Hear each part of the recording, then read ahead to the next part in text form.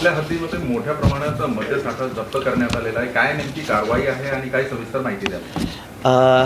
काल नेरळ पोलीस ठाण्यातील अधिकारी राहुल वरोटे यांना त्यांच्या गोपनीय बातमीदारामार्फत अशी माहिती मिळाली की काही व्यक्ती एका टँकरमध्ये गोवा बनावटीची दारू ही घेऊन गुजरातकडे जाणार आहेत.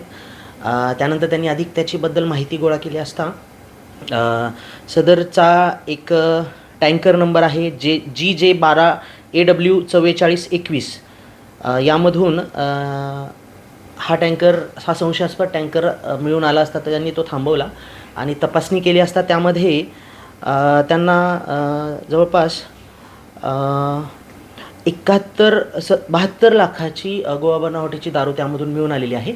आणि ही जी हा जो टँकर आहे त्यांनी वारेगावाच्या हद्दीत कोकण किनारा हॉटेलच्या समोर त्या ठिकाणी पकडलेला आहे.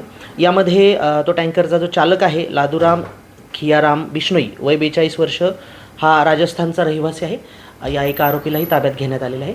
तर अशा पद्धतीची कारवाई ही आमच्या रायगड पोलीस दलाच्या पोलीस अधीक्षक माननीय अंचल दलाल मॅडम यांच्या मार्गदर्शनाखाली आणि रायगड पोलीस दलाचे अप्पर पोलीस अधीक्षक माननीय श्री शिवतरे सर यांच्या मार्गदर्शनाखाली नेरळ पोलीस स्टेशनच्या टीमने करण्यात आलेले आहे. थँक्यू. राज्यस्तरीय गँग असल्याची शक्यता काही आहे का?